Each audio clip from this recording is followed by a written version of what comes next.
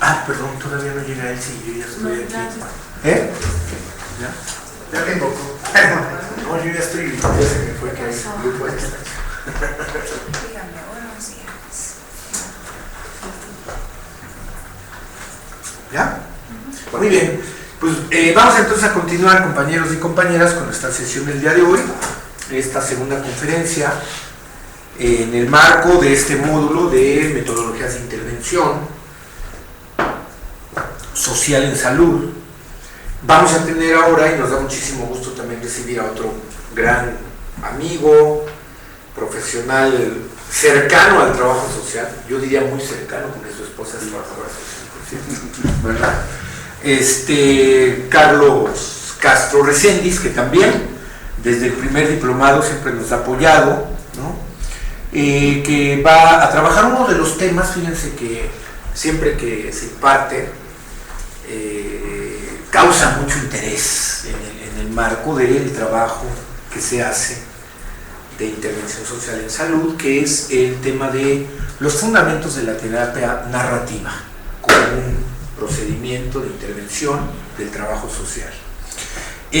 Carlos Castro es licenciado en psicología, egresado justamente de la UNAM, con una maestría en políticas metropolitanas por la UAM Azcapotzalco y diferentes diplomados de estudios y especialidades muy vinculados al tema, por una parte en un primer momento de la psicología social, pero ahora en temas que tienen que ver mucho con las nuevas tecnologías de la información, el tema de los espacios públicos, el tema de prevención social de la violencia, donde él, además de esta parte académica, ha sido consultor en diferentes proyectos a nivel nacional, a nivel internacional, sobre todo especialmente en Chile, donde estuvo viviendo algún tiempo y desarrolló muchas metodologías muy vinculadas a este tipo de temáticas de la intervención, de las nuevas tecnologías y de los espacios públicos.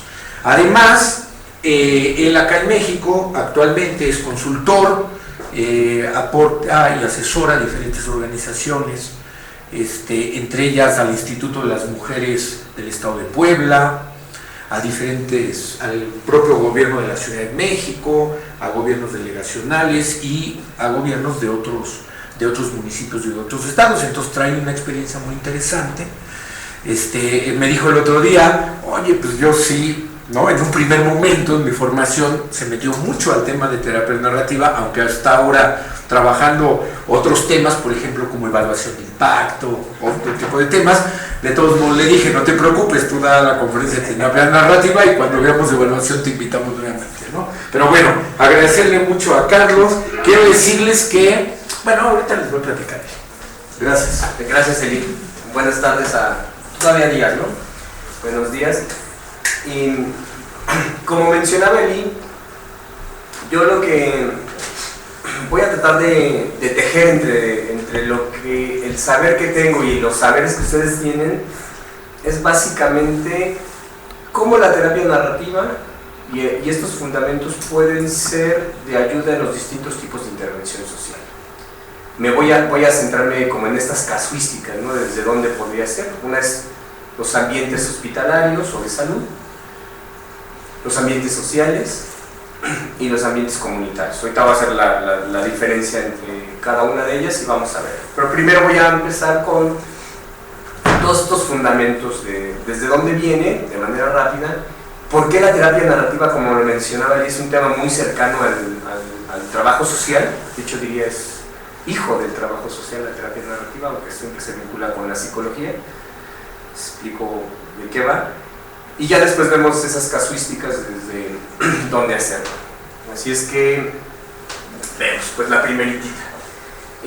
Ninguna intervención social, esto sí lo pongo en estos términos, por eso lo ponía ahí, y ahorita van a ver por qué pongo la figura del carrito, no es casual. No tiene que ver con que se estén yendo las armadoras del país, no es por ahí, sino con todas las estrategias o herramientas que tienen que ver con la intervención social deben de partir de una crítica acerca desde dónde están diseñadas, en qué momento del tiempo se diseñaron y para qué fueron diseñadas. Y no podemos obviar el proceso de desarrollo o el proceso capitalista desde donde se están implementando. Entonces, pongo esta idea de la modernidad y la posmodernidad, sobre todo porque las personas, lo que les pasa a las personas, a la ciudadanía, les pasa desde un lugar. Esto que nos sucede todo el tiempo, les sucede si están en un ambiente hospitalario, cuando llegan con una enfermedad, les sucede desde un lugar. O sea, las enfermedades no vienen de la nada, pues, ¿no? Están ancladas a un contexto social, comunitario bien específico y sobre todo temporal. El tiempo es fundamental ahí.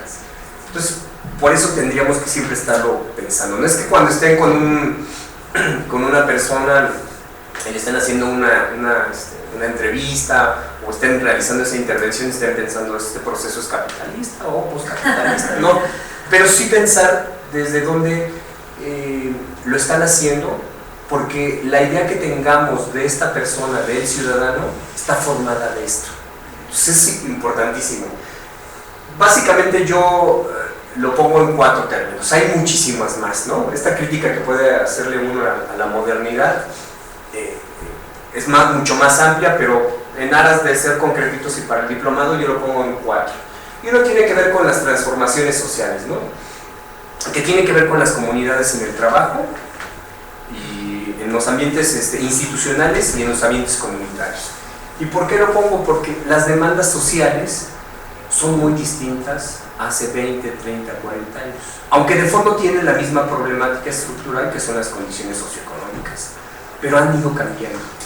Las demandas, por ejemplo, ahorita veía que estuvieron en la conferencia anterior viendo aspectos ambientales, ¿no? Las demandas ambientales empiezan a surgir en los 70s. Antes de los 70s, no, o sea, parecía ser que el medio ambiente o las problemáticas ambientales no eran algo por lo cual luchar, ¿no? Hasta los 70s empezaron a vincularse, y eso tiene que ver con las transformaciones sociales. Lo que nos afecta en este momento es lo que queremos luchar, hacia futuro o en ese momento. Hacia atrás no lo vamos a considerar, pero esas transformaciones sociales tienen que ver con el modo de producción, necesariamente. O sea, casi en 100 años, si tuviéramos una línea de tiempo, veríamos cómo se ha degradado el medio ambiente en el último siglo, y es terrible, ¿no? Pero esa transformación social siempre hay que considerarla, ¿no? Por eso lo pongo en términos del trabajo con las comunidades o los pacientes en ambientes hospitalarios. ¿Cuáles son las demandas? ¿Por qué llega la gente? Lo voy a poner en términos ahora hospitalarios. Hoy se sabe, y son estadísticas que tenemos del sector salud, y el principal problema que ahora tenemos tiene que ver con el síndrome metabólico, es decir, diabetes, obesidad e hipertensión. Pero lo más curioso del asunto, o más bien paradójico y contradictorio, es que son las enfermedades prevenibles. Son las que se tienen que prevenir, pero están relacionadas con el tipo de trabajo. Hoy día las personas pasan 8 horas de su día en el trabajo. Nuestros hábitos alimenticios son muy distintos hace 30, 40 años, y mucho tiene que ver con eso. El sedentarismo es fundamental en eso, y todo tiene que ver con cómo se ha configurado la relación trabajo-persona. Por eso es que hay que tener esta crítica acerca de esta transformación social. Hasta hace 30, 40 años la gente comía otras cosas. La dieta, pues, era distinta a la de hoy día. Las distancias recorridas eran distintas. Hoy día, para que llegue alguien al trabajo, tiene que llegar mínimo 1 hora y se siente afortunado en las grandes ciudades, ¿no? Dice, no me queda cerca la casa, estoy a 1 hora de distancia. La periferia se ha convertido en un dormitorio. Eso tiene que ver con eso. Entonces, consideren eso. Cuando llegan a los ambientes hospitalarios personas con la mayor carga del sistema de salud, son en enfermedades del síndrome metabólico, y llegan y lo que le quieres, dicen, es que no tienen adherencia terapéutica a las personas, ¿no? Le estás diciendo que se tiene que cuidar porque la diabetes tienes que controlarte todo eso, pero no consideran todo el contexto de por qué llevó a la persona a tener la diabetes. Es necesario siempre ponerlo en ese contexto. Por eso siempre paso con esta lámina, ¿no? Y por eso es el auto, porque el proceso de industrialización más fuerte que tuvimos a nivel histórico fue con el posfordismo, ¿no? Bueno, más bien con el fordismo, que fue todo el proceso de producción en serie. Eso fue lo que generó mucho esto. Entonces el auto tiene que ver con eso, es mi analogía, ¿no? Está media simplona, pero es sencilla. Entonces consideren las transformaciones sociales en este fenómeno. El otro tiene que ver con los derechos humanos, ¿no? Y tiene que ver con que, al menos hasta hace 30 o 40 años, pensar en los derechos del paciente o de los pacientes era impensable. Y era impensable por dos cuestiones. Una súper sencilla, pero que nos sigue costando mucho. ¿Quién es el experto en el sistema de salud? El médico. Decirle al médico que está equivocado, decirle que yo tengo derechos, es como ofenderlo. Sí, entonces, en la modernidad sí estaba planteado, ¿no? No había una crítica hacia ese sistema de salud. Si lo pensamos en términos muy médicos o anatómicos, era difícil, pero también en términos psicológicos o de algunas cuestiones emocionales. Hasta hace 30 o 40 años los psicólogos y los psiquiatras tenían una Biblia que era el DSM, creo que está en versión 5 o 6, no me acuerdo ya ahorita, pero ahora ya está casi caduco. De hecho, quien lo creó, bueno, quien diseñó, hizo el catálogo de las enfermedades, de estas patologías, hace 2 años o 3 acaba de decir, lo siento, pero fui un poco obligado a hacerlo. Les pasaré la nota, pero él mismo dijo, estas patologías son muchas, son por presiones de las mismas de la industria farmacéutica. Y eso tiene que ver con un asunto de salud y tratamiento y dignidad, son derechos humanos. No es una cuestión y es el saber del experto hacia nosotros mismos, hacia nuestro cuerpo, hacia lo que le sucede. Y está muy ligado a lo que les decía, el contexto, ¿por qué surgen estas enfermedades? Yo les mencionaba, la mayor carga tiene que ver con síndrome metabólico, pero también la otra mayor carga del sistema de salud, bueno, sí tiene, la mayor carga es tabaco y alcohol, después vienen los del síndrome metabólico, y la tercera tiene que ver con el nivel de estrés en los ambientes laborales. Entonces, dos están muy relacionadas con cuestiones que les atañen mucho a los psicólogos, a las enfermeras y a los trabajadores y trabajadoras sociales. Es como ámbito y está relacionada con esto. Yo puedo criticar que mi tratamiento que me están dando es inoperante. ¿Cómo puedes decirme que cambie todo que cambiando mi dieta voy a mejorar si no está diseñada en un contexto? ¿Dónde vengo? ¿Por qué vengo? ¿Si trabajo o no trabajo? Y a ustedes toca ver algunas cuestiones de adherencia terapéutica, o si no en las comunidades, ¿no? Cuando alguien trabaja en comunidades, regularmente no trabajan estos temas de salud, que tienen que ver con cuánto recorren de sus casas, cuestiones de hábitos alimenticios. Eso es otro. El tercero tiene que ver con la flexibilización laboral. Hoy más que nunca estamos expuestos a que nos corran en cualquier momento. Y las condiciones laborales son bien complicadas. ¿Eso cómo se relaciona con la psique, con las emociones y con mi forma e identidad de ver la vida? Pues antes las personas se consideraban, decían, yo trabajo en un banco y soy banquero, ¿no? Pues en los años 50, 40 del país, en las películas que ustedes pueden ver todavía, las de Pedrito Infante y todo eso, podrán encontrar que las personas, digo de una manera caricaturesca, pero las personas se identificaban en función de su trabajo. Eran de lo que trabajaban. Esa era su identidad. Con la flexibilización laboral, ya las personas no son lo que trabajan, o sea, pueden andar. Y además las condiciones ya se fueron flexibilizando de una manera en que no tienen esa seguridad y esa certeza. Hay muchos estudios, está bien documentado de cómo esa no certeza laboral genera un montón de estrés. Y ese estrés está relacionado con muchas problemáticas sociales a nivel hospitalario y a nivel comunitario, que es uso y abuso de sustancias, violencia comunitaria, violencia familiar. Son causas, ojo ahí, no es un asunto de efecto, no es lineal. Es multicausal, pero son aspectos que inciden. Y el último, y que es donde nos vamos a centrar nosotros, es la mirada de la ciencia. Durante muchos años el saber médico, o este saber, era el saber objetivo. Es la ciencia lo que nos va a resolver todos los problemas de la humanidad. Y es la gran verdad sobre la ciencia lo que nos va a hacer que todos cambiemos sistemas mejor. Esa ha sido como la gran mentira, pues, ¿no? Nos han vendido esa gran mentira porque el saber positivista no es más que saber subjetivo.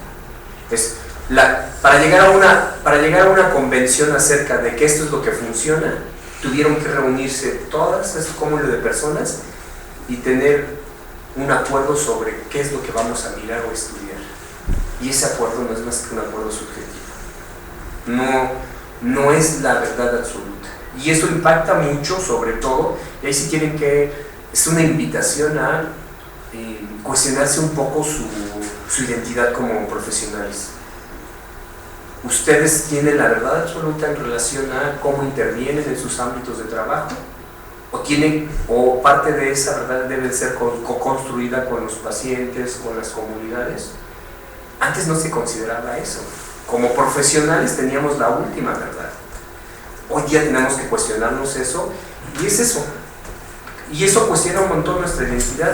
Híjole, pues es que si yo fui a la escuela para saber, ¿no? Y yo lo que yo sé es lo que le va a resolver los problemas a las personas. Pues no siento decirles que no es así. Acabamos de hacer hace poco, estamos haciendo el programa de ciudades seguras para las mujeres y las niñas en el estado de Puebla, en el municipio de Puebla, con la ONU.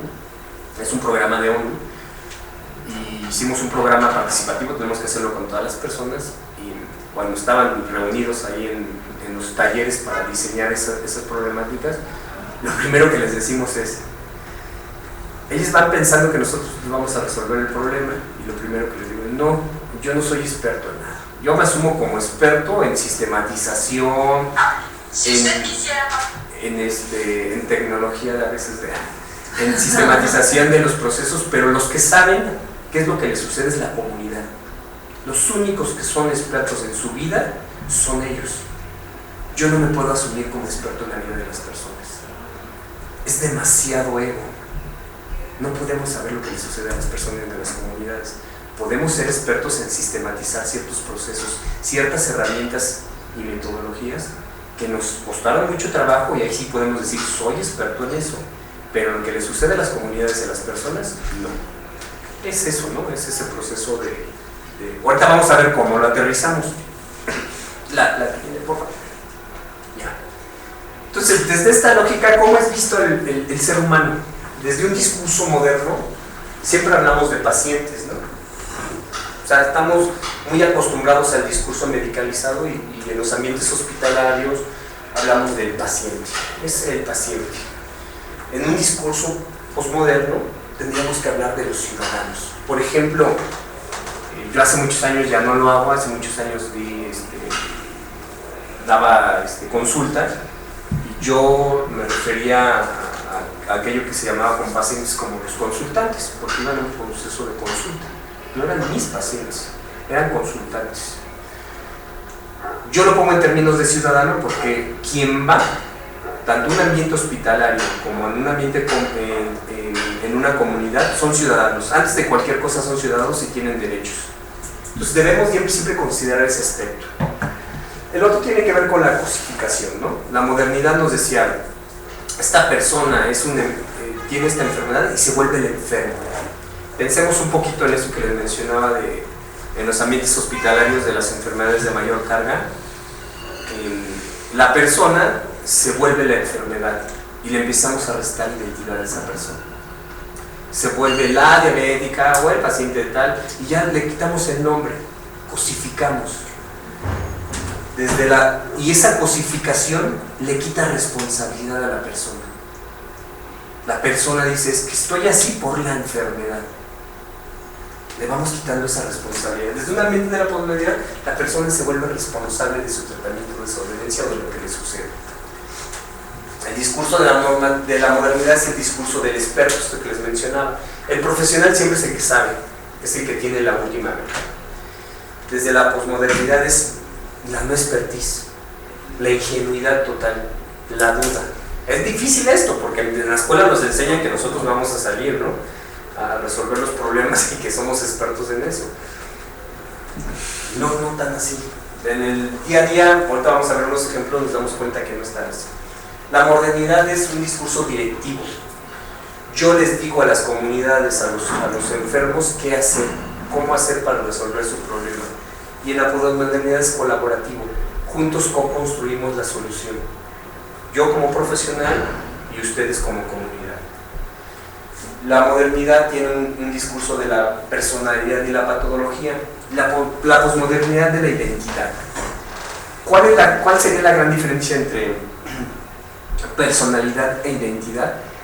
Es que la personalidad totaliza y te dice que no hay posibilidad. O sea, en términos conceptuales, su definición está hecha para totalizar y no dar posibilidad de cambio. Por ejemplo, un ejemplo para que lo entendamos. Yo de pequeño no jugaba, o sea, mi hermano era el que sabía jugar muy bien fútbol. Yo era medio torpe, pues, ¿no? Con los pies. Entonces él era el bueno en los deportes y yo era medio malo. Y eso se va construyendo. Eso es cuando hablamos de personalidad, porque dicen, no, es que este siempre desde pequeño fue buenísimo para el deporte o buenísimo para las matemáticas. Le construimos una personalidad.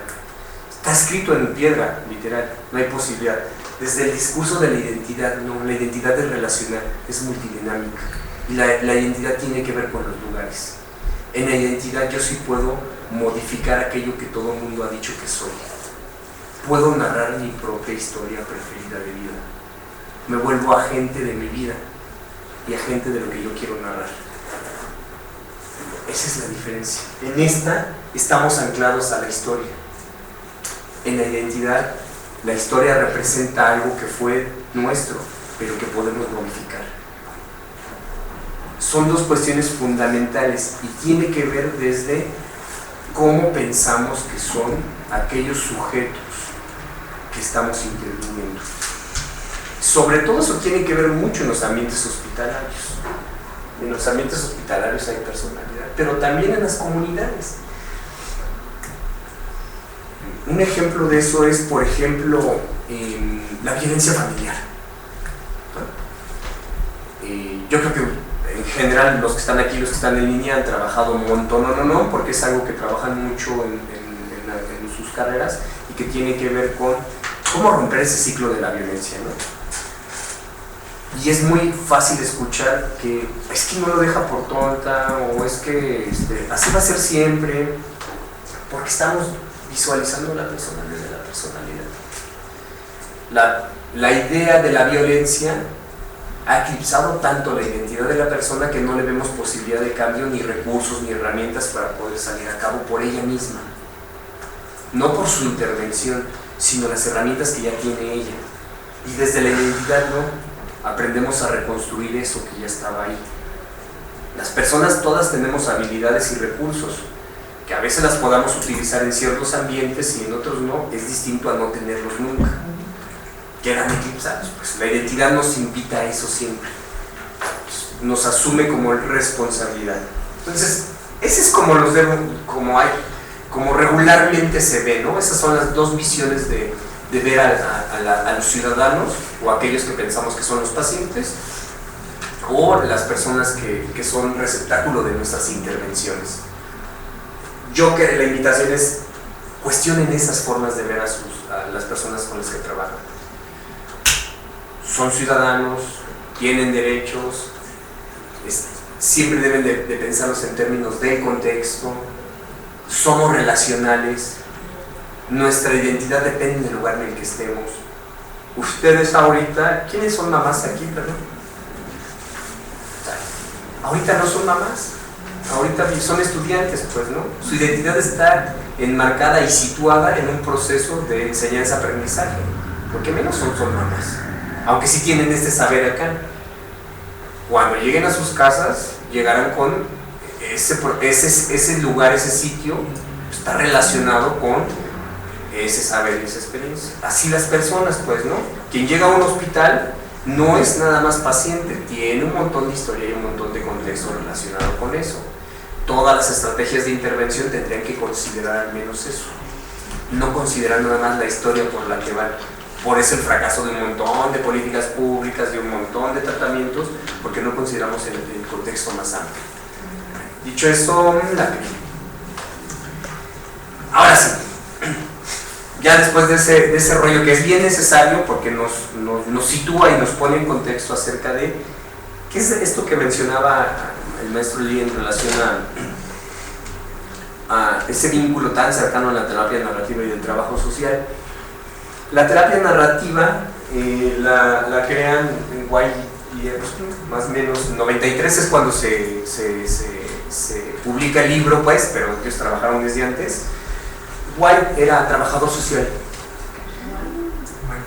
Michael White. Y él murió, y él se hizo más famoso. O sea, en realidad la crearon los dos, pues diseñaron todo el constructo teórico-metodológico entre él y Epson, pero White fue trabajador social.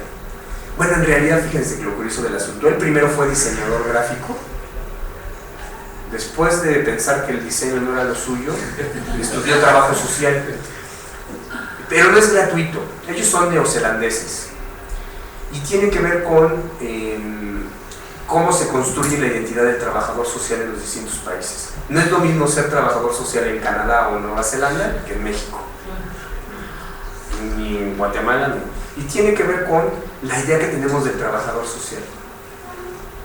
O sea, en otros ambientes, en otros contextos, el trabajador social está al mismo nivel en términos de importancia para resolver las problemáticas sociales que el médico o el psicólogo, ¿no? O sea, y eso posibilitó en ese lugar que cuando Michael White trabajaba en una clínica psiquiátrica, se empezó a cuestionar por qué pasaban estas cosas de los pacientes estigmatizados, la personalidad que se les ve, y decidió que tenía que estudiar más que trabajo social. Entonces se metió a una maestría en terapia familiar y ahí encontró la parte sistémica y decidió que le tenía que dar un giro a eso. Entonces junto con él, junto con Epson, crean el primer libro que se llama Medios Narrativos para Fines Terapéuticos. Es súper actual todavía. Creo que lo edita Paidos aquí en México. Está medio caro, pues, pero vale la pena. Está en línea, pues lo más seguro es que lo encuentren ya en PDF. Léanselo. Y sobre todo, lo que hacen ellos es algo bien sencillo, que es lo que les comentaba hace un rato. Comienzan a cuestionarse esta idea de si la personalidad no es algo estático y que en nada ayuda a resolver los problemas que tienen las personas en esos ambientes hospitalarios. Y entonces dicen, ¿por qué no empezamos a ser más creativos y más dinámicos en la manera en que les preguntamos a las personas cuáles son sus problemas? Y entonces ellos deciden implementar certificados. Estos certificados que usaban era como decirle, si tú quisieras que un certificado hablara de ti de otra manera que no fuera la enfermedad, ¿qué tendría que decir ese certificado? Entonces ellos mismos, los pacientes, certificaban otra cosa que no fuera la enfermedad. Cartas donde hablaran o describieran qué cosa ya no se habla de ellos, ¿no? Desde otro lugar que no sea la enfermedad. Eran cartas, certificados, canciones, y todo tenía un sentido que era externalizar el problema. A ellos les interesaba mucho en ese momento trabajar con cómo hablamos del problema sin que el problema sea la enfermedad. Cómo el problema puede empezar a hablar del mismo y cómo le ha ido quitando a las personas esta identidad y esta posibilidad de cambio. Vamos a ver un ejemplo, suena medio rebuscado, pero ahorita lo vemos. Entonces, ellos siempre pensaban en términos del problema, ciudadanía, identidad y empleo, en este contexto amplio de lo que son las personas. White desafortunadamente murió súper joven, estaba dando clases en Berkeley, hacía un montón de ejercicio y hay cosas que a veces la vida no sabe, ¿no? Y súper sanos terminan muertos. Murió 40 y tantos, le dio un paro cardíaco y acabó. Una persona súper sana, entonces así es la vida, pues. No es invitación a que hagan nada, pero así es. O sea, y murió muy joven y dejó mucho trabajo ahí, ¿no? Epson sigue vivo, él sigue escribiendo, ha venido a México, afortunadamente cada vez hay más. La psicología se apropió de esto, ¿no? Porque pues, era el camino que lo llevó, y la psicología se apropió en el buen sentido de la palabra, de este saber, y pareciera ser que es eso. Pero si uno, aquí en México hay una maestría buenísima, al menos a nivel curricular, no la conozco de primera mano, pero conozco quién está haciendo en Puebla, y se van al bosque y ahí hacen las clases, es en la sierra, dura 2 años y hacen una maestría de intervención comunitaria y intervención en ambientes hospitalarios. En la Ciudad de México tiene una especialidad la Facultad de Psicología en educación continua. En la colonia Roma hay otro grupo que hacen en Casa Tonalá también un diplomado en esto. Es un chico de Oaxaca. Ya hicieron la traducción al español del libro póstumo de mapas, se llaman mapas del territorio.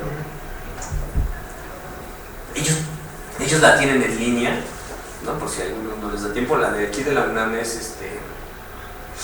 presencial, pero es los miércoles.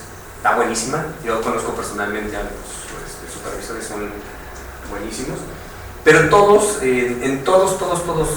la currícula los invitan a estar diseñada para psicólogos, personal de la educación, trabajadores sociales, enfermeros. O sea, no es un saber, no la tienen específicamente para psicólogos. Entonces, puede ser una buena entrada, pues, es una manera súper crítica de ver cómo estamos, mediante nuestra profesionalización y nuestro saber, cómo tendemos a seguir perpetuando los problemas de las personas y a repetir las mismas ideas que han llevado a que estos problemas se conviertan en enfermedades para las personas. Nuestro saber, pues, sí tiene una carga bien fuerte. Cómo hacemos nuestro trabajo impacta en la manera en que las personas resuelven las problemáticas. Entonces, esto es algo que se cuestionaron ellos un montón. Y hace un rato les mencionaba esto de cómo en ciertos lugares el trabajo social tiene otra figura, y de repente, al principio, cuando yo estudié la especialidad en 2005 de terapia narrativa, había pocas personas que estaban en esto, y me parecía curioso cómo los trabajadores sociales no sabían de esto, ¿no? Era como el discurso del psicólogo o del psiquiatra y no del trabajador social, que yo creo que debería de ser, que es una herramienta muy buena de trabajo y debería estar. Entonces, cuando el ILA decide invitarme a esto, decía, sí, pues buenísimo, porque debería de ser como, quien debe de hablar de esto son los trabajadores sociales, ¿no? Porque en términos reales, quien tiene mayor incidencia con las comunidades, en general, es el trabajador social. A mí me causa mucha curiosidad cuando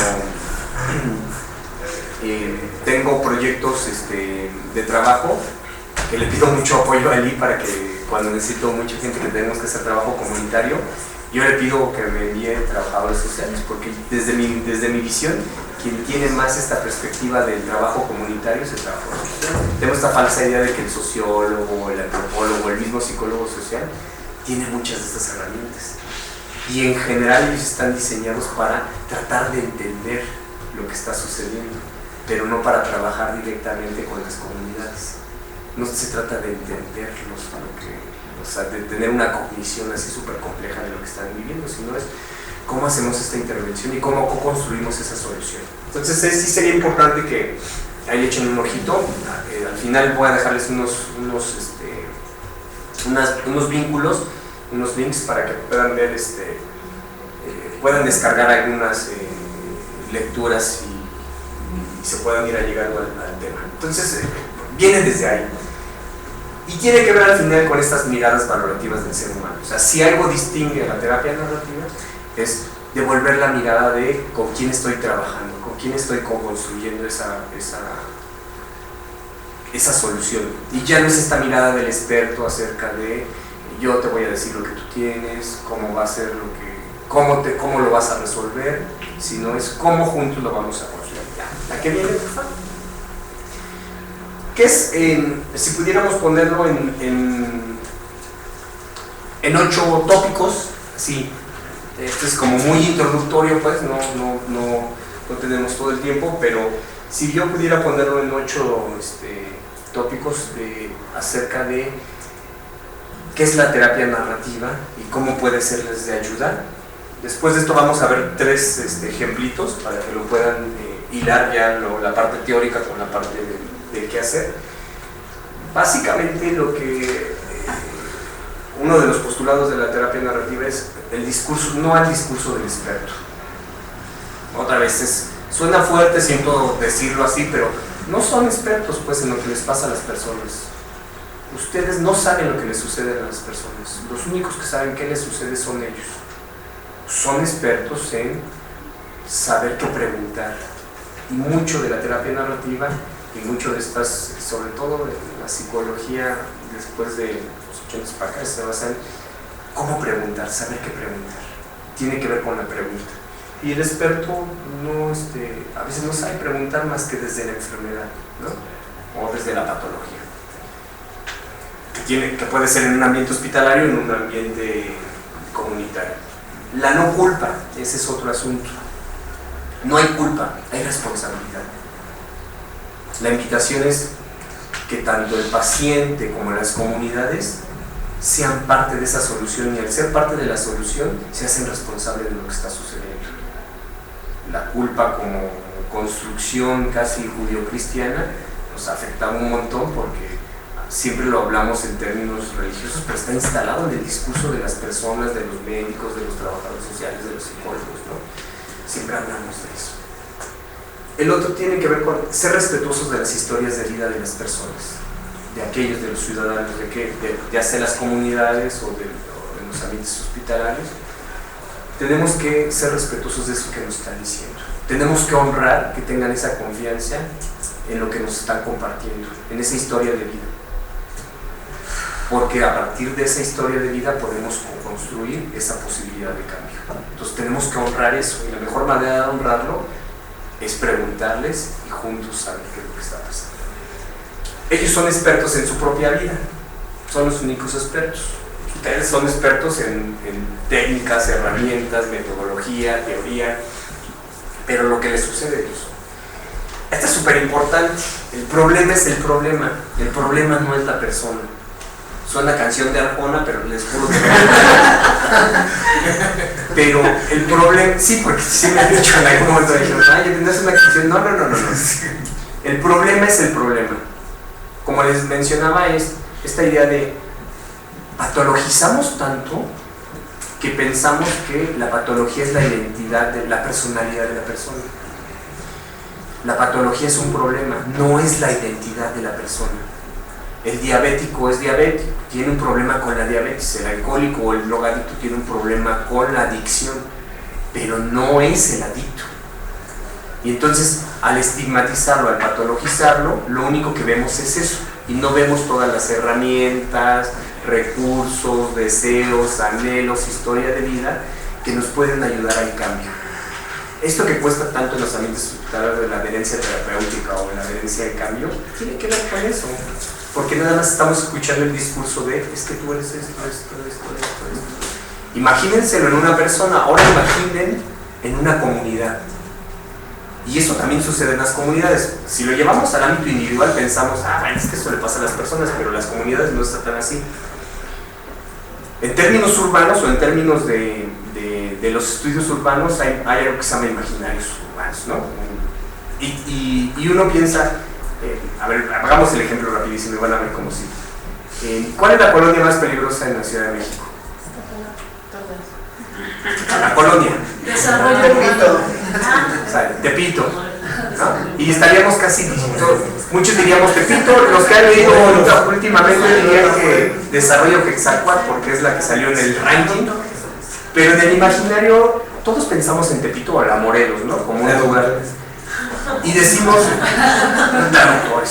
que estas son lugares o comunidades enfermas, pues, ¿no? De hecho, el discurso, sobre todo la última estrategia del Programa Nacional de Prevención de la Violencia Social, hasta inventó un término que era la acupuntura social, ¿no?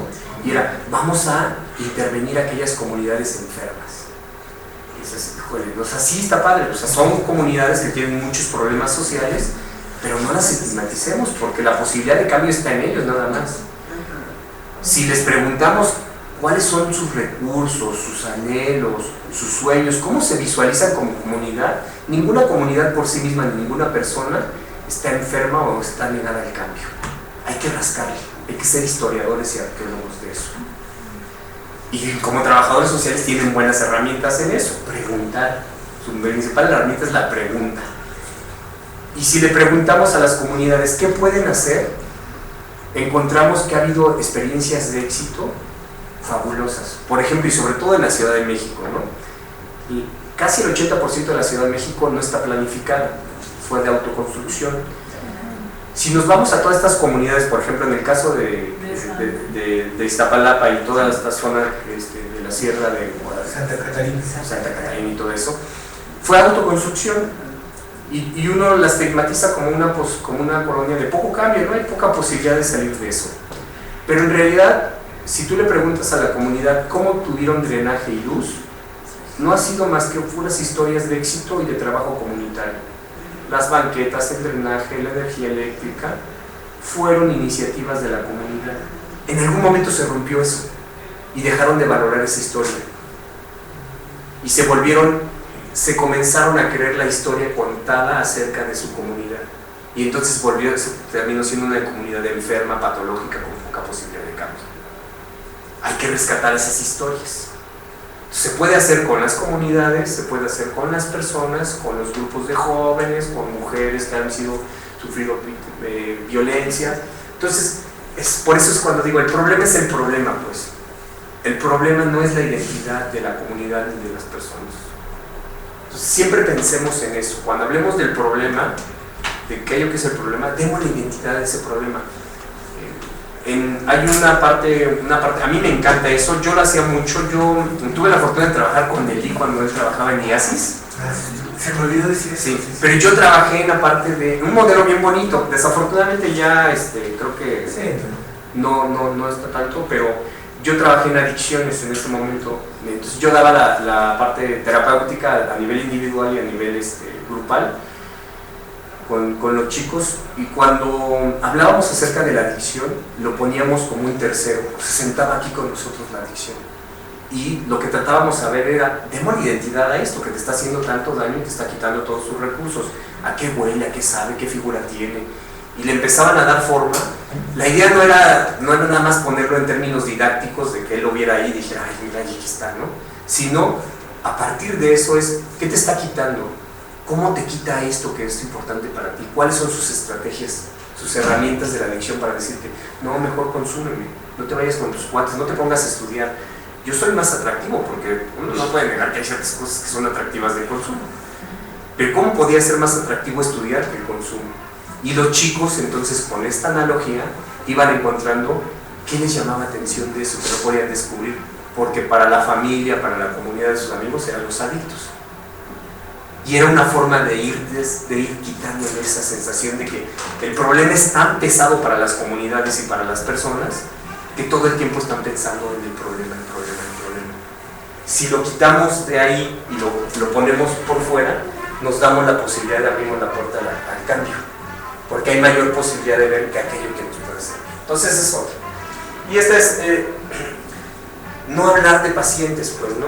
Cuando le damos esta identidad acerca del paciente, en términos cuando se da la consulta, es coautor del proceso, pues, ¿no? Y también puede ser a nivel comunitario. Y la última, esta parte de la evaluación de los saberes locales, que yo creo que vieron hace un rato eso. Hay que considerar siempre, el saber local es siempre importantísimo, tanto del que está en un ambiente hospitalario como de las comunidades. Por último, al final lo que hacemos es devolverle la responsabilidad de cambio a las personas. Ellos son los agentes de esa posibilidad. A mí me gusta más hablar de agencia personal en términos de responsabilidad que de esta idea de empoderamiento.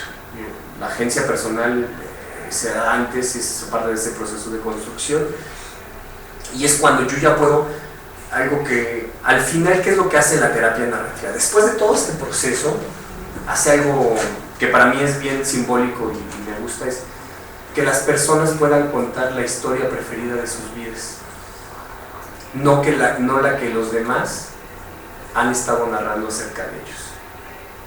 Y eso también se traduce en las comunidades. Yo trabajé en un programa con las comunidades, también ahí en la Sierra Santa Catarina, y que tratamos de meter todos estos procesos en términos comunitarios, y lo que hicimos fue rescatar los saberes de la comunidad y sobre todo hacer un diálogo participativo entre los chavos, los jóvenes y los que eran los más grandes, ¿no? Los de edades Y lo que hicimos fue bien sencillito, encontrar a aquellas personas de mayor edad que contaran una historia positiva de la comunidad retratarlas, lo imprimimos en gran formato en las paredes y se contaba su historia. Y era la mejor manera de recuperar la historia viva de la comunidad y de vincular el saber de los adultos mayores con los de los chicos para saber que su comunidad no era una comunidad enferma. Y entonces aquello que siempre se ha narrado de su comunidad ya no iba a ser así. Ahora ellos iban a volver a renarrar su comunidad, iban a ser agentes de ese proceso. Entonces al final es eso. Ahora sí, ¿cómo vamos de tiempecito para ver? ¿Sí? ¿Qué son? Lo voy a poner en términos de casuísticas, ¿no? ¿Dónde podemos aplicar esto, no? Si lo pusiéramos en términos de aplicar apps que tienen en su teléfono, todo este rollo que se puede aplicar, ¿cómo le podemos dar un sentido práctico? Si lo pusiéramos poner en términos hospitalarios, con las historias clínicas. Las historias clínicas son historias del estigma, de la personalidad, ¿no? De totalizar, de cosificar. Las historias clínicas están llenas de eso. Algo que hacemos mucho, por ejemplo, en terapia narrativa es que cuando viene un consultante, uno está anotando. Y eso lo hacemos todos los profesionales. Parece que nos enseñan a tener una hojita donde anotamos, ponemos nuestras notas y estamos diagnosticando inmediatamente. El diagnóstico parece que es como, se nos da, pues es tan natural a los que somos profesionales de las ciencias sociales. ¿Qué puede ser distinto? Particularmente una práctica que tenemos en la terapia narrativa es que lo que anotamos no es un diagnóstico. Estamos anotando literal lo que nos están describiendo las personas. Y al final le devolvemos esas notas. Le pedimos que nos la deje porque con eso podemos recuperar otra vez la historia. Pero si no es eso. Y entonces ellos pueden leer literal que lo que anotamos no fue un diagnóstico o expresa acerca de lo que le está pasando. Entonces, eso pueden hacerlo y ahora, en términos institucionales, yo sé que eso uno lo puede hacer en la práctica cotidiana cuando no está en entes institucionales, un hospital es como súper complejo hacer como ese cambio. Pero, ¿qué se podría considerar?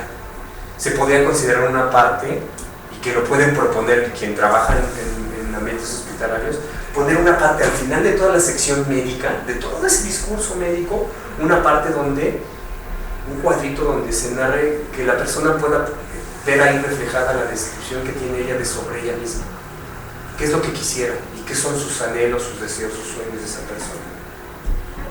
Eso le podría dar muchas ideas en términos de adherencia terapéutica al médico, a la enfermera, a quien está llevando el caso, porque estaría narrando lo que le pasa a la persona, lo que quiere, esa posibilidad de cambio. Ya hay experiencias que ya se han hecho, tampoco lo estoy sacando ahí de la manga, pero lo traía con qué se ha hecho. Entonces pueden trabajar en las historias clínicas, pueden modificar, ustedes pueden proponer lo que está sucediendo ahí, no nada más en términos de datos de dónde vienen las personas, quiénes son, a dónde van, cuáles son las mayores enfermedades, porque parece que las historias clínicas solamente generan eso, ¿no? Puros datos acerca de en términos epidemiológicos, ¿no? ¿Qué tipo de enfermedad tiene? ¿Cuánto tiempo ocurrió esa enfermedad? Tendríamos que pensar en historias clínicas que hablen un poquito acerca de quiénes son esos pacientes. Y ahí sí la invitación es que se vuelvan creativos de ese proceso. ¿Cómo pueden cambiarlo? No sé si alguien aquí trabaja en un hospital o en una clínica y que vean eso. Y así están narradas, pues, ¿no? Entonces, eso podrían hacer.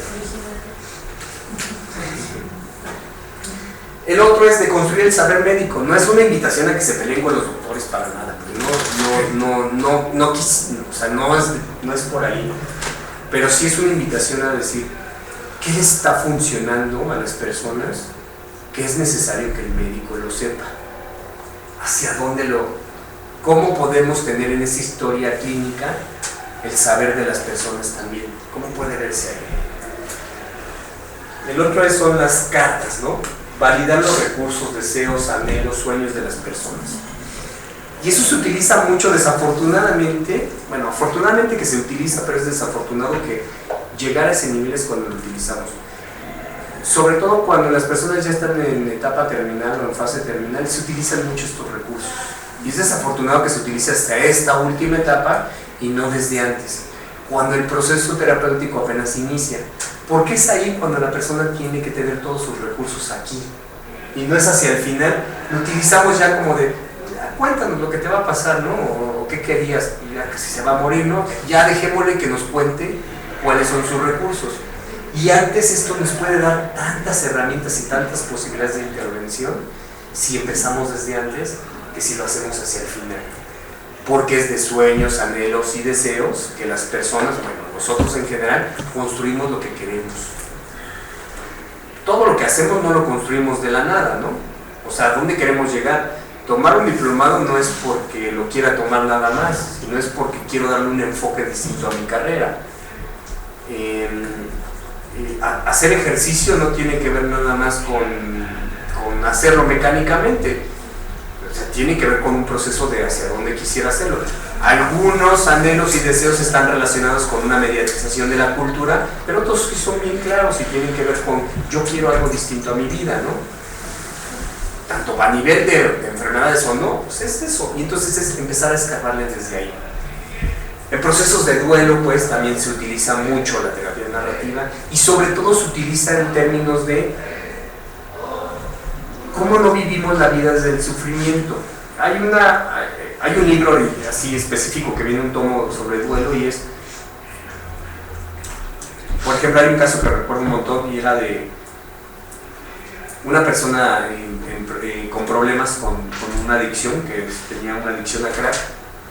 Y para ella era muy importante una persona que se había muerto, era un familiar muy cercano. Entonces cuando aplicábamos las cartas era ¿y él qué te diría, esta persona que se murió, qué pensaría de ti ahora que llevas 10 días sin consumo? No, me diría qué maravilloso, qué bueno que pude hacer eso. Entonces le escribía una carta contándole que ya pasó ese proceso, ¿no? Que ya lleva 10 días sin consumo. Porque si no, lo que este chico hacía era vivir desde la culpa y atorarse con el consumo. Decía, por mi culpa esa persona se murió y entonces vivo desde la culpa, entonces cada que tengo ganas de consumir, pues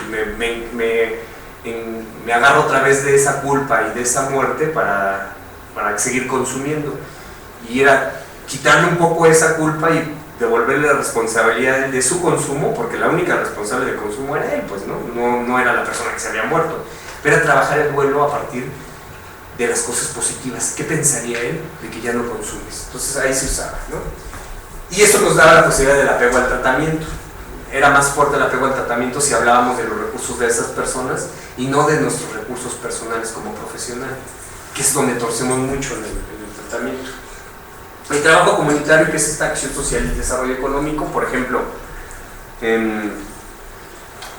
hoy día hay muchos, ese sí me tocó trabajarlo, problemas que tienen que ver con daño ambiental por construcción de presas o alguna cuestión de energía, y se les pregunta poco a las comunidades sobre qué se va a hacer con la comunidad ahora que esté esa presa, ¿no? ¿Qué necesitan o qué cosas pueden hacer? Entonces, es devolver otra vez esta mirada valorativa acerca de las comunidades. Entonces, veamos ejemplos, vemos esos ejemplos. Ambientes hospitalarios, ¿no? Estas historias médicas, este primer encuentro que tiene que ver con las personas, es una invitación a deconstruir el saber médico. No hay que preguntarle nada más de la enfermedad, tenemos que preguntarles de otras cosas. Y estas otras preguntas tienen que ver y están relacionadas con todo eso que hemos ido platicando acerca de cuáles son sus sueños, anhelos, deseos, a dónde quiere ir, si ya no estuviera enfermo en este momento, qué es lo que quisiera hacer esa persona. Tiene que ver con el duelo y el apego, ¿no? El tratamiento tiene que ver con un asunto de celebrar la vida, no estar inmiscuidos en la enfermedad. Entonces la invitación es celebrar la vida. Las ideas claves o herramientas que pueden utilizar son las cartas, ¿no? Y estas cartas nos sirven para validar los recursos de las personas, los deseos, anhelos, sueños. Los testigos externos, que es una técnica bien sencillita, que es si otra persona que quieres mucho contara lo que está pasando de ti, ¿qué pensaría esa persona de ti? ¿Cómo hablaría de ti? Tiene que ver con esos valores. Entonces, para ambientes hospitalarios y sobre todo para historias médicas, es ese, ¿no? Yo lo dejaría en el primer encuentro y en esta deconstrucción del saber. Adicciones, ¿no? Sobre todo en ese proceso. esta parte que les decía de que no es la canción de Arjona, el problema es el problema, pues el problema es la adicción, el problema no es la persona, el problema es cómo se relaciona con el consumo. Sobre todo en un primer nivel, ya después el consumo y en términos de adicción, pues, o sea, sabemos que sí hay una dependencia física, pero en este primer momento, y aunque haya esa dependencia, siempre tenemos que hablar del problema como problema, no como la persona. La adicción como un tercero. Discurso dominante versus historia preferida. El discurso dominante es el discurso de la adicción, es el de tú eres un adicto. El discurso de la historia preferida tiene que ver con lo que es esa persona y lo que ha dejado de ser por ese problema relacionado con el consumo. Y al final lo que tenemos que hacer, bueno, ese era el proceso que hacíamos, era migrar de esa identidad de la adicción a la identidad preferida, a ese discurso preferido de mí mismo. Es un proceso de migración y eso también se hace con las comunidades. Preguntas clave, ¿no?, que tienen que ver sobre todo con el proceso. ¿Qué impacto tiene el alcohol en tus pensamientos, sentimientos y relaciones?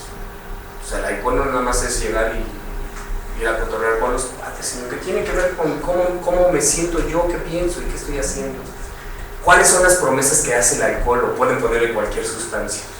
¿Qué es lo prometedor del alcohol o de una sustancia ilegal? Por algo la consumen las personas, o sea, nadie la consume para sentirse mal. Cuando no hay adicción, ya después el otro proceso ya es distinto. Pero hay unas promesas ahí, y eso es importante pensarlas. ¿Qué planes, ideas tiene el alcohol para el futuro de la persona? ¿Cuál es esa invitación hacia dónde me está llevando? ¿Qué tanto de esos planes están de acuerdo con tus mismos planes hacia el futuro? O sea, los planes del alcohol versus mis planes. ¿Y cuáles son esos? Piénselo en términos de violencia, y es lo mismo, violencia familiar o violencia comunitaria. Esa violencia, sobre todo para los agresores, cuando ojalá y trabajáramos más con los agresores, pero son preguntas que tendríamos que hacer con los agresores, ¿no? ¿Cuáles son los planes que tienes tú como agresor en relación con la historia que te estás contando? Entonces, eso es en términos de adicciones, pues, ¿no? El que viene es violencia. ¿Cómo podríamos trabajarlo? En términos... Escogí estas casuísticas porque regularmente son las que más trabajan en ustedes en los ambientes, pero no se restringe a eso, pues, ¿no? Eso fue... La violencia tiene que ver con los estímulos externos.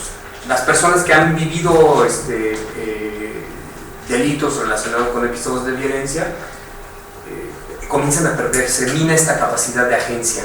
Entonces siempre hay que recurrir a testigos externos. No es el clásico discurso de, pues ya déjalo, mira cómo te está pegando y todo esto, sino más bien, oye, ¿qué pensaría? ¿Quién es importante en tu vida? No, pues mi maestro de la primaria. ¿Qué pensaría tu maestro de la primaria de ti? ¿Qué pensaba de ti? ¿Por qué te quería tanto? No, porque me consideraba que era inteligente, analítica, decidida. ¿Qué pensaría de ti ahora que estás en un proceso así? Pues me diría que por qué no hago algo distinto. Entonces es recuperar estos testigos externos, recuperar estas esperanzas y sueños que son bien importantes para el proceso de cambio, y sobre todo invitar, los clubes de vida es una estrategia no es propia de la terapia narrativa, aunque la incluyó como una de sus herramientas, pero sobre todo tiene es un ejercicio que hicieron en Miami antropólogos, una parte de su libro liderada por Med, que es famosísima en este aspecto, y lo que hicieron fue irse a trabajar con los adultos mayores, que casi todos iban a vivir a la Florida, ¿no? Ahí abandonados por las familias y todo eso, y había muchos índices de suicidio. Entonces lo que hicieron fue saber qué es lo que estaba pasando, ¿no? Cómo generar club de vida para volver a recuperar estas ganas de vivir en esas comunidades. Hicieron como una invitación yo invito a las personas que son importantes en mi proceso de estar bien. Y entonces empezaban a invitar, el ejercicio era invitar. Yo decido a quién invito, ¿no? A mi vida, a mi club de vida, y a quién ellas no. Es un proceso más largo, pues, pero eso se utiliza mucho en violencia. Estas preguntas claves: ¿qué nos diría esto sobre tus sueños? O sea, la violencia, ¿qué nos diría? Los efectos de la violencia, ¿qué nos diría sobre los sueños y esperanzas que tú tienes? Se utiliza mucho un árbol de la vida, que no es el árbol de la vida que googlean y que siempre encuentran las raíces y eso. No es nada por ahí. No, sino que tiene que ver con cómo vamos construyendo nuestro proceso. Ese se los dejo en el link para que lo descarguen, porque ahí viene toda la metodología, pero ahorita nada más lo quería mencionar rapidito. Y la que viene, creo que ya es la última. Sí, a nivel comunitario es, pues, sobre todo lo que se trabaja mucho en terapia narrativa es los procesos de autoayuda comunitarios, pobreza, conflicto, enfermedades. Se ha trabajado un montón, sobre todo en ambientes que minan la identidad y la comunidad, los procesos comunitarios que son guerra. Hay un libro hermosísimo de terapia narrativa en trabajo en Ruanda, cuando hubo esta matazón entre Tutsis y Hutus. Entonces, es bien importante ese libro porque es trabajar sobre las posibilidades de cambio de la comunidad, recursos de indagar las historias de éxito comunitario. O sea, para el trabajo de la terapia narrativa en ambientes comunitarios es súper importante. Lo primero es indagar las historias de éxito comunitario. Antes de iniciar un proceso de diagnóstico como clásico y preguntar qué está mal, se llega preguntando cuáles son esas historias de éxito. Es un trabajo súper casi arqueológico, pues, pero lo importante, lo fundamental es llegar a preguntar ¿qué hizo posible que esta comunidad estuviera bien? ¿Cuáles fueron esos procesos de cambio exitosos? Y después de eso, ahora sí ya trabajamos con estas historias que lo llevan al problema. No veamos el problema, pero primero veamos cuáles son esos recursos. Y estas son las ideas claves, ¿no? Procesos comunitarios. ¿Cómo ha podido sobrevivir la comunidad hasta ahora? ¿Por qué Tepito sigue siendo Tepito? ¿Por qué la Morelos, no? ¿Por qué algunos barrios de Iztapalapa? Yo crecí en un barrio bien problemático en el oriente de la Ciudad de México y pues no todos somos igual como eran, ¿no? O sea, no, ¿qué fue posible ese proceso de cambio, no? Porque yo, la historia que tengo, mi historia en términos, la narración que me hago a mí mismo y cuando le platico cómo fue mi infancia, pues estuvo llena de juegos, porque había una laguna, podíamos ir a cazar sapos, ranas. Obviamente hay otras historias que están relacionadas con compañeros que narraban pistolas, balazos, muertes, ¿no? Pero había otras historias, no todo era eso. Y eso tiene que ver con lo que es más complejo, ¿no? El proceso comunitario es más complejo que eso. Y utilizamos mucho esto de los mapas parlantes, que tiene que ver con el reconocimiento de logros de las comunidades. Cuando les preguntamos las historias, sobre todo ahorita que les platicaba que estábamos terminando un proceso de volver a hacer el programa de ciudades seguras para las mujeres y las niñas en el municipio de Puebla, lo primero que les preguntamos no son sobre los problemas. Entonces les planteamos un mapa de la comunidad, es un mapa de logros, y los invitamos a que nos narren las historias de éxito de esa comunidad y las pongan en el mapa. A veces esta idea de visualizarlo ayuda un montón para verlo, mapearlo, así como ahora está tan de moda la georreferenciación, georreferenciamos los logros. Y después de eso, vamos trazando cómo se dieron esas historias, hacemos el trazado con hilitos. Es bien padre, ¿no? A ver si bueno, no creo que nos dé tiempo de pasarles un videito que hicimos toda esa recopilación, pero las personas van narrando esas historias de logros. Y a partir de eso se dan cuenta y dicen, oh, ¿cómo resolvimos eso? No hablamos nunca del problema, pueden ser sesiones de 8 horas sin hablar del problema. Ya si al final ellos mismos identifican cómo lograron, cómo pudo el problema insertarse en la comunidad, cómo pudo haber historias de acoso, de violaciones sexuales en la comunidad sin que se dieran cuenta, qué dejaron de hacer como comunidad y qué otros agentes externos llegaron. Entonces eso lo hacemos mucho con los mapas parlantes.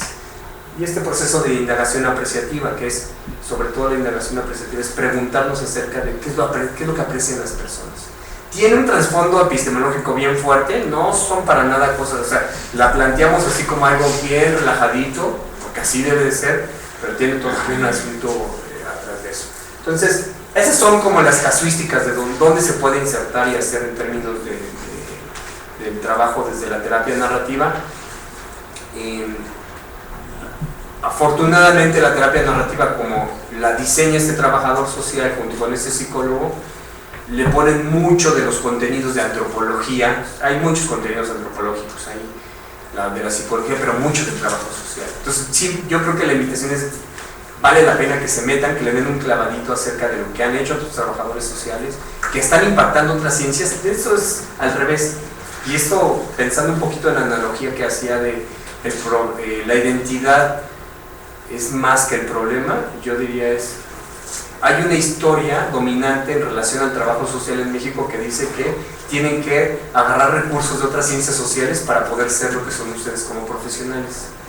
Y la verdad es que cuéntense la historia preferida como gremio, que es como trabajadores sociales también han incidido en otras ciencias sociales. Y es como nuestras propias herramientas del trabajo social tienen un impacto efectivo no nada más en las comunidades y en las personas, sino en otras ciencias sociales. Y como no son nada más auxiliares de eso, sino son agentes de cambio de ese proceso, ¿no? No es ni motivacional el asunto, sino es poner en perspectiva de forma crítica es su labor como profesionales. Entonces, creo que esa es la última, creo. Sí, ya, gracias. Si me escriben un correíto y necesitan material de eso, pues se los hago llegar sin ningún problema. Y ya. Y aquí viene. Tenemos unos minutitos para ver si hay algún comentario, alguna pregunta a distancia aquí. Creo que es un tema también. Les decía yo que el tema siempre como que causa mucho impacto en el ámbito del trabajo social, desde ver cómo esta metodología al final, este modelo de terapia narrativa fue construido también desde una mirada del trabajo social, con una práctica de trabajo social en la institución que se convierte, ¿no? ¿Cuántos años tendría que se murió Michael White? Como 4, ¿no? Un poquito más, como sí, unos más, 6 años. 6 años. Dando clase en... que eso también fue importante porque se fue, pues, está ya dando clase en Berkeley, no estaba tampoco en cualquier lado, pues, ¿no? O sea, empezaba a tener este reconocimiento y esta bolita de nieve poco a poco. Y hacía mucha bicicleta, yo creo que el problema son las bicicletas. A mí se me pareció interesante el tema porque, bueno, desde la terapia narrativa como individual, pero tú lo pones en la comunidad, ¿no? Y bueno, o sea, yo no sé, me vino a la idea la de terapia narrativa como cuando se hacen los grupos así de como primer, cuarto paso, quinto, de que así, ¿no? Más o menos se me vino, ¿no? De cómo hacer cartas, después quemarlas para como perdonarte a ti mismo, así, bueno. Pero en la comunidad pues todavía enlazada a como crear la identidad de la misma comunidad, ¿no? Así lo visualicé. Sí, daba la única diferencia, por ejemplo, en términos de los cuartos y quintos pasos y todo esto, es que ellos utilizan estos recursos para la culpa. Sí. Y acá no es utilizarlo para la culpa, es para encontrar otras maneras de narrarte a ti mismo y narrarte estos recursos positivos y que puedan ser, que digan algo de ti alejado del proceso de culpa, ¿no? Porque eso es como la gran diferencia. Pero sí, o sea, tienen mucho que ver con los símbolos, son procesos de transición, de cambio, porque muchas de estas estrategias son recursos que ha utilizado la antropología durante mucho tiempo, o sea, no es ahí nada nuevo, pues, ¿no? Le dieron eso, pero el libro de medios narrativos para fines terapéuticos, que es el primero que hace White y Epson, ahí viene todo eso, ¿no? Es una cosa así, pero está en Pylos, y eso sí está en cualquier librería, y ahí vienen todas esas estrategias y cómo utilizarlas. Yo creo que ahí. Y insisto, yo creo que se lo pueden descargar, ya está en PDF ahí en mi. Sí. Muy bien, Carlos, pues muchísimas gracias. También Carlos siempre nos ha apoyado. Hemos trabajado ahí en conjunto. Me voy a olvidar lo del IASI. Sí. Es que ya casi más de 8 años. Más de 8 años. Bueno, entonces la red de investigación y estudios avanzados en trabajo social se otorga la presente constancia al maestro Carlos Castro Recendis por su participación como conferencista magistral con el tema Fundamentos Metodológicos de la Terapia Narrativa en este cuarto diplomado iberoamericano de Administración de Servicios de Salud, Gerencia Social y Fortalecimiento Institucional Ciudad de México a 11 de marzo del 2017. Así que, muchas gracias. Gracias.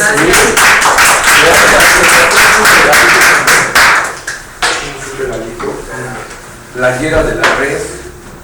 Está padre.